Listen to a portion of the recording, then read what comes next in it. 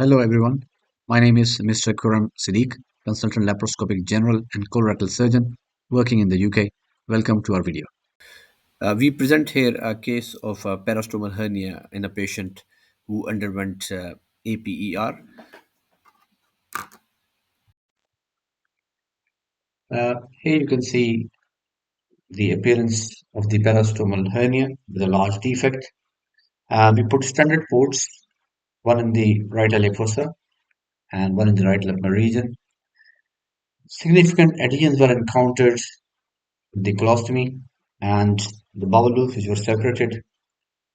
All the adhesions inside the parastomal hernia were divided very carefully. Care must be taken not to damage the bowel while doing so. Circumferential adhesive access should be performed to free up the space and to ensure the closure of the parastomal area can be done without damaging the colon.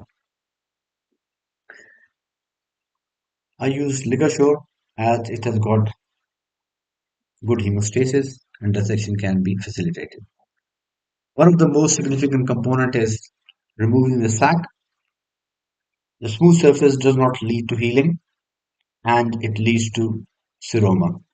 I tend to excise the sac and also refashion the margin so that healing can be expedited. Hook is used along with energy devices to facilitate the dissection. Once that is achieved, closure of the parastomal space is performed to reduce seroma formation as well as to facilitate closure and placement of the mesh. All the omental adhesions were taken down because we have modified the Sherwood-Baker technique with lateralization along the lateral side wall using a large size mesh. In this case, you can see there was significant small wall adhesion along the lower aspect of the colostomy. Even the high tie hemolocus seemed to be stuck. Extreme caution was undertaken to ensure the blood supply does not get compromised. Once enough dissection was performed to free up the colon, we were in a position to place the mesh. Measurements were undertaken to ensure we get the appropriate size mesh. We normally use Ovitex LPR mesh to fix parastomal hernias.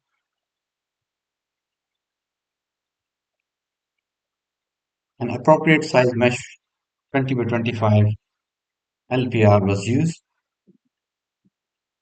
It was placed along the superior and infralateral aspect with good coverage to prevent any recurrence.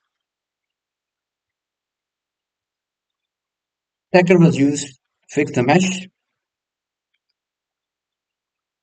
Two-layer approach was adopted and mesh was fixed, ensuring that good coverage was provided on both sides, superiorly as well as laterally as possible. And as you would see from this video, that we too tend to place the tackers alongside the colon to get security and reduce the risk of recurrence. The modification is that we go as lateral as possible from superior to inferior aspect rather than placing the mesh horizontally, and this helps to not only reduce the space but does not allow the small bowel to penetrate, leading to recurrence. One has to be careful in order to avoid injuring the colon. As you go inferiorly, the risk is more. Hemostasis was secured and check laparoscopy was performed at the end. Thanks for watching our video. We have created Surgical Skills Hub to enhance education and training. Please like, subscribe, and share. Thank you very much.